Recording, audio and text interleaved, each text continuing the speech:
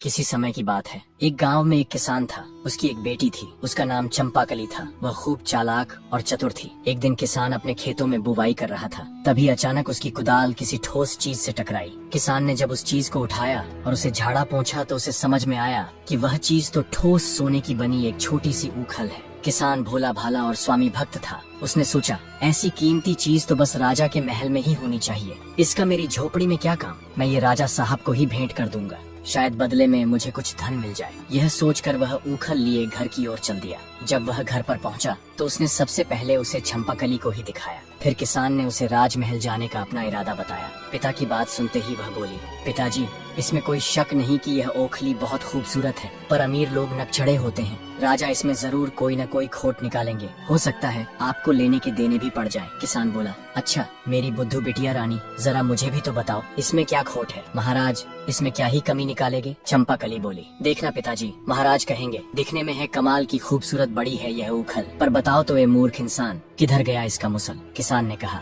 हमारा राजा कभी ऐसा नहीं बोलेंगे। तुम क्या उसे भी अपनी तरह बेअक्ल समझती हो। किसान ने ओखली एक थैली में डाली और चल पड़ा राजमहल की ओर। पहरेदारों ने पहले तो उसे रोका, लेकिन जब उसने राजा को उपहार देने की बात कही तो उसे दरबार में लेकर चले आए। दरबार में किसान ने राजा से कहा, अन्नदाता, मुझे अपने खेत में बुवाई करते समय यह ठोस सोने की सुंदर ओखली मिली है। मैं यह मानता हूँ कि यह केवल आपके महल में ही अच्छी लगेगी, इसलिए मैं यह आपको भेंट करना चाहता हूँ। आप मना मत करिएगा। राजा ने ओखली हाथ में पकड़ी, उसे हर ओर से घुमा फिरा कर देखा, फिर सिर हिलाते हुए बोले, दिखने में तो कमाल की खूबसूरत बड़ी है यह ऊखल, पर बताओ तो ऐ किसान, किधर गया इसका मुसल। हूबहू चंपाकली के ही शब्द राजा ने दोहरा दिए थे। बस किसान को मूर्ख इंसान नहीं कहा, क्योंकि राजा की भाषा में एक मर्यादा होती ही है। किसान अपने पर काबू न रख सका। उसने अपने माथे को ठोकते हुए कहा, हे भगवान, बिल्कुल वही शब्द, उसने भी तो यही कहा था। राजा ने उत्सुकता से किसान से पूछा, किसने यही कहा था। किसान बोला, गलती माफ करें सरकार, मेरी बेटी चंपाकली ने कहा था कि राजा साहब ऐसा ही कहेंगे। आपने एकदम वही कहा है। मैंने तो उसकी बात एक कान से सुनकर दूसरे कान से निकाल ही दी थी। राजा ने कहा, ऐसा लगता है कि तुम्हारी बेटी बहुत चालाक है। मैं उसे परखना चाहता हूँ कि आखिर वह कितनी चतुर है। फिर राजा ने अपने एक सैनिक से कपास की पूड़ियाँ मंगवाई और कपास की पूड़ियाँ किसान को देते हुए बोला, यह कपास अपनी बिटिया के पास ले जाओ और उससे कहो कि जल्द से जल्द मेरी फौज के सैनिकों की एक टुकड़ी के लिए कमीजें इस कपास से सूत काट कर, बुनकर, सिलकर भेज दे। सैनिकों को कमीजें जल्द से जल्द चाहिए। किसान ये सुनकर स्तब्ध रह गया, पर वह करता भी क्या। राजा से बदतमीजी तो हो नहीं सकती थी। उसने चुपचाप कपास की पुड़िया थैले में डाली और राजा को सलाम ठोक कर वहाँ से घर की ओर चल पड़ा। ओखली के बदले किसी उपहार की आशा तो बेकार ही थी। सजा नहीं मिली, यही बहुत था उसके लिए। घर पहुंचकर वह बेटी से बोला, बेटी चंपाकली, तुम्हारे बुरे दिन आ गए। ऐसा कहकर उसने अपने थैले से कपास की पुड़िया निकालकर उसे पकड़ा दी और सारी बात बता दी। चंपाकली बोली, पिताजी, आप तो बेबात ही घबरा जाते हैं, थोड़ा सोचने तो दीजिए कि क्या करना है। चंपाकली ने कपास की पुड़िया ली और उनमें से कपास निकालकर पटक पटक कर झाड़ने लगी। जैसा कि आप लोग भी जानते हैं, अगर कपास चाहे कितनी भी कुशलता से ओटी गई हो, एक आध बिनौले तो उसमें छूट ही जाते हैं। झाड़ने पर कपास में से 2 बीज नीचे गिर पड़े। चंपाकली ने उन्हें उठा लिया और जाकर दोनों बीज अपने पिता को देते हुए बोली, पिताजी, आप सीधे महल वापस जाइए और राजा से मेरा संदेश कहिए। मुझे उनकी चुनौती स्वीकार है, बस मुश्किल ये है कि मेरे पास चरखा और करघा नहीं है। मैं सूत कैसे काटूंगी और कपड़ा कैसे बुनूंगी। इन बीजों के खोल से वे चरखा और करघा बनवा कर भेज दें। जैसे ही ये दोनों चीजें बनवा देंगे, उनका काम हो जाएगा। बेचारे किसान की राज दरबार में जाने की हिम्मत नहीं हो रही थी, पर चंपाकली उसके पीछे ही पड़ गई। झक मारकर वह दरबार में जा पहुंचा। किसान की बातें और चंपाकली की मांग जानकर राजा की समझ में आ गया कि चंपाकली बहुत चालाक और बुद्धिमान है। उसने किसान से कहा, तुम्हारी यह बेटी बहुत चतुर है, मैं उससे मिलना चाहता हूँ। तुम उसे राजमहल आने को कहो, मैं उसके साथ बातें करना चाहता हूँ। लेकिन याद रखना, जब वह महल में आए, वह न तो कपड़े पहने हो, न ही बिना कपड़ों के हो। न तो वह भूखी आए, न भरे पेट, न तो घोड़े पर आए, न ही किसी सवारी पर, और पैदल भी न हो। न तो रात में आए और न ही दिन में। यदि वह इन शर्तों को पूरी किए बिना आई तो मैं तुम दोनों बाप बेटी के सिर कलम करवा दूंगा। याद रहे, हर आज्ञा का पालन होना ही चाहिए। किसान बेचारा बड़े टूटे मन से घर लौटा। मौत जैसे उसकी आंखों के आगे नाच रही हो। जब चंपाकली ने पूरी बात सुन ली तो बड़ी बेफिक्री से बोली, पिताजी, मैं सब कर लूंगी। आप बस मेरे लिए एक मछली पकड़ने का जाल ले आइए। अगले दिन चंपाकली ने शाम के समय अपने आप को जाल में लपेट लिया। इस प्रकार वह न तो निर्वस्त्र रही और न ही उसने कपड़े पहने। 2 मुट्ठी चबेना खाया, न पेट भरा न भूखी रही। एक बकरी को बाड़े से निकाला और उसकी पीठ पर एक गद्दी रखकर इस तरह बैठी कि एक पैर जमीन पर लगा रहे और एक ऊपर उठा रहे। इस प्रकार न वह सवारी पर थी, न घोड़े पर और न ही पैदल जा रही थी। इसी रूप में वह शाम के समय में राजमहल पहुंच गई, जब न दिन था और न रात ढली थी। महल के पहरेदारों ने उसे पागल समझकर रोकना चाहा, पर जब उन्हें मालूम हुआ कि वह राजा के हुक्म से ही इस तरह आई है, तो उसे तुरंत भीतर तक पहुंचा दिया गया। राजा के दरबार पहुंचकर चंपाकली बोली, महाराज, आपकी आज्ञा के मुताबिक मैं आपके सामने हाजिर हो गई हूँ। चंपाकली को देखते ही राजा बेतहाशा हंस पड़े और बोले, चतुर चंपाकली, तुम तो बिल्कुल वैसी लड़की हो जिसकी मुझे तलाश थी। मैं तुमसे ही शादी करूंगा और तुम्हें अपनी रानी बनाऊंगा। बस एक शर्त जो तुम्हें माननी होगी कि तुम राज्य के मामलों में कभी दखल नहीं दोगी। बोलो, क्या तुम्हें मंजूर है? चंपाकली बोली, मैं जल्दी ही आपको इसका जवाब दे दूंगी। इतना कहकर वह वहाँ से आज्ञा लेकर चली गई। राजा को उसकी बुद्धि से पता चल गया था कि चंपाकली उससे अधिक सयानी है, इसलिए उसने ऐसी शर्त रखी थी। घर पहुंचकर उसने किसान पिता को यह खबर दी तो किसान बोला, यदि राजा की इच्छा तुमसे शादी करने की है तो तुम उसका विरोध तो कर नहीं सकते, आखिर वह राजा है। लेकिन तुम्हें हमेशा सावधान रहना होगा, क्योंकि जो आदमी मनचाहा तुरंत पाना चाहता है वह अनचाहा तुरंत छोड़ना भी तो चाहेगा। इसलिए तुम अपने यहाँ की चीजों को यों का त्यों रहने दो, न जाने कब तुम उन्हें नापसंद हो जाओ तो यही सब तुम्हारे काम आएगा। चंपाकली अब भी कम उम्र की थी, उसने पिता की बातों पर बहुत ध्यान नहीं दिया और राजा को एक पत्र लिखकर शादी के लिए अपनी स्वीकृति भेज दी। राजा पत्र पढ़कर बहुत खुश हुआ। बहुत जल्दी ही पूरे राज्य में विवाह की धूमधाम मच गई और निर्धारित समय पर उनकी शादी हो गई। एक दिन एक किसान अपनी गर्भवती गाय को लेकर बेचने की इच्छा से राजधानी आया था, लेकिन उसे निवास के लिए किसी भी सराय में जगह नहीं मिली, क्योंकि सभी सरायें भरी हुई थी। एक सराय मालिक को उस गर्भवती गाय पर दया आ गई। उसने किसान को अपनी सराय के पास पड़े छप्पर के नीचे गाय को रात भर रखने की इजाजत दे दी। किसान ने अपनी गाय की रस्सी पास खड़ी एक गाड़ी के पहिए से बांध दी। भगवान की माया, सुबह सबने देखा कि गाय ने रात में एक बछड़े को जन्म दिया था, जो लुढ़क कर गाड़ी के नीचे चला गया था। गाय का मालिक बहुत खुश हुआ। उसने अपनी गाय और बछड़े को संभाला और वापस घर जाने की तैयारी करने लगा। तभी गाड़ी का मालिक आया और कड़क कर बोला, खबरदार, जो बछड़े को ले जाने की कोशिश भी की। कल रात तुमने मेरी गाड़ी के पहिए से गाय बांधी थी, वह तुम्हारी है, पर बछड़ा मेरी गाड़ी के नीचे था, वह मेरा है। किसान बोला, लेकिन बछड़ा तो गाय के पेट से निकला है। गाय मेरी है तो बछड़ा भी मेरा ही है। गाड़ी वाला बोला, तुमने गाय बांधी थी, गाय खोल लो, वह तुम्हारी है, लेकिन बछड़ा गाड़ी के नीचे था। गाड़ी मेरी है तो बछड़ा मेरा है। बात तूल पकड़ गई। बहस गाली गलौज से बढ़ते बढ़ते हाथापाई तक पहुंच गई और फिर लट्ठम लट्ठा तक जा पहुंची। शोर शराबे से राजा के पहरेदार भी वहां आ पहुंचे।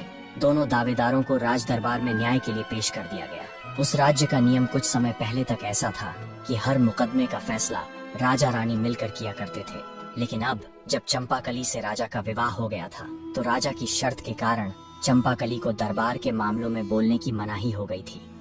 इन दिनों किसान का मामला केवल राजा के सामने पेश हुआ। दोनों पक्षों की बात सुनकर राजा ने निर्णय दिया, बछड़ा तो गाड़ी वाले का ही है, क्योंकि वह गाड़ी के नीचे था, और बछड़ा इसी गाय का है, इसमें कोई शक नहीं। लेकिन इसका कोई चश्मदीद गवाह नहीं है। इस फैसले से गाय वाले किसान को बहुत दुख और निराशा हुई। बेचारा करता भी क्या। गाय का मालिक दुखी और निराश होकर सराय वाले के पास पहुंचा गाय लेने। तभी सराय वाले को उस पर बड़ी दया आई। उसने उसे रानी के पास जाने की सलाह दी और बोला, हमारी नई रानी बहुत चतुर है, वह तुम्हें जरूर कुछ उपाय बताएगी। किसान राजमहल पहुंचा और वहां के दरबान को अपनी पूरी कहानी सुनाकर बोला, भाई साहब, मैं बड़ा दुखी और गरीब आदमी हूँ, क्या आप किसी तरह मेरी भेंट नई रानी जी से करवा सकते हैं? दरबान बोला, मैं मजबूर हूँ भाई, राजा साहब ने किसी भी फरियादी को रानी से मिलने की सख्त मनाही कर दी है, मरता क्या न करता।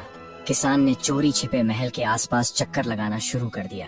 उसे एक बगीचे में रानी चहलकदमी करती दिखाई दी। फिर क्या था, बगीचे की बाड़ फांद कर गाय वाला अंदर जा पहुंचा और रानी के आगे गिड़गिड़ाकर अपने साथ हुए अन्याय की कहानी कह सुनाई।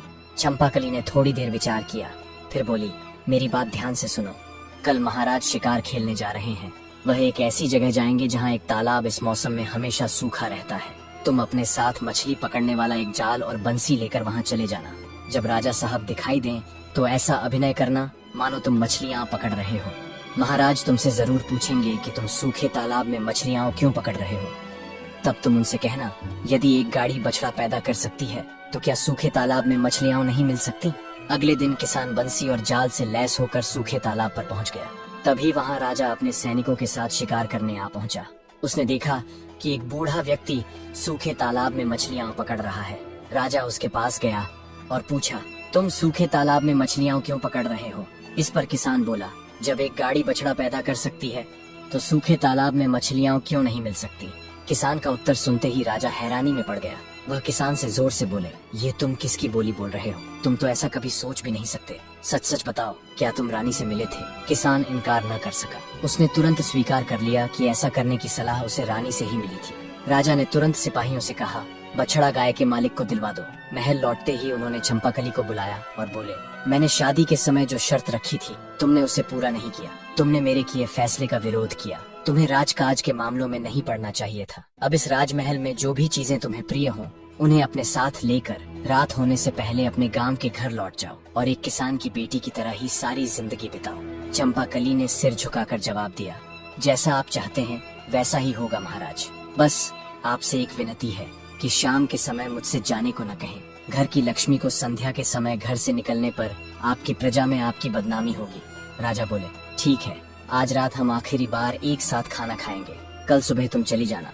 चंपाकली बोली, ठीक है महाराज। अब चतुर चंपाकली रसोई में गई और रसोइये से तला भुना स्वादिष्ट और गरिष्ठ भोजन बनाने को कहा। भोजन के साथ पीने के लिए स्वादिष्ट और कीमती मदिरा भी मंगवाई। सुस्वादु भोजन अधिक खाया भी जाता है और उसके बाद आलस्य भी अधिक आता है। रात को जब राजा और चंपाकली ने साथ बैठकर भोजन किया तब राजा का मन पहले से ही व्याकुल था। ऊपर से उन्होंने अधिक मदिरा भी पी ली थी। कुछ ही क्षणों में मदिरा ने अपना प्रभाव दिखाया और जैसे जैसे भोजन समाप्त हुआ राजा आलस्य और नींद के ऐसे जाल में उलझ गए कि अंततः अपनी कुर्सी पर ही गहरी नींद में डूब गए। रानी चंपाकली ने तुरंत सेवकों को आदेश दिया, महाराज को कुर्सी समेत उठाओ और जैसा कहा जाए वैसा ही करो, बिना किसी नानुकुर के। अगर किसी ने टाल मटोल की तो उसे महल से बाहर कर दिया जाएगा। सेवकों ने रानी के आदेश का तत्काल ही पालन किया। चंपाकली महल से निकल पड़ी और राजधानी की गलियों से होती हुई देर रात अपने गांव पहुंच गई। घर के दरवाजे पर पहुंचकर उसने पुकारा, पिताजी दरवाजा खोलिए, आपकी बेटी लौट आई है। बेटी की आवाज सुनते ही वृद्ध पिता दौड़ते हुए खिड़की तक आए और बोले, इतनी रात गए आई है बेटी? मैंने तो पहले ही कहा था, ऐसे आदमी का कोई भरोसा नहीं। खैर, तुम्हारा कमरा आज भी वैसा का वैसा ही है, आ जाओ बेटी। चंपाकली बोली, पिताजी जल्दी दरवाजा खोलिए, बातें हम बाद में करेंगे। दरवाजा खुला तो किसान ने देखा कुछ सेवक राजा साहब को कुर्सी सहित उठाए खड़े हैं। चंपाकली ने राजा को अपने कमरे तक पहुंचाया, उनके जूते उतारकर उन्हें बिस्तर पर सुलाया, सेवकों को विदा किया और खुद भी उनके पास लेट गई। कुछ देर बाद राजा की नींद टूटी। शायद गांव का बिस्तर महल जितना मुलायम नहीं था। उन्होंने करवट बदली तो उन्हें एहसास हुआ कि उनकी पत्नी बगल में है। वे बोले, चंपाकली, मैंने तो तुम्हें अपने गांव लौट जाने को कहा था, तुम गई नहीं?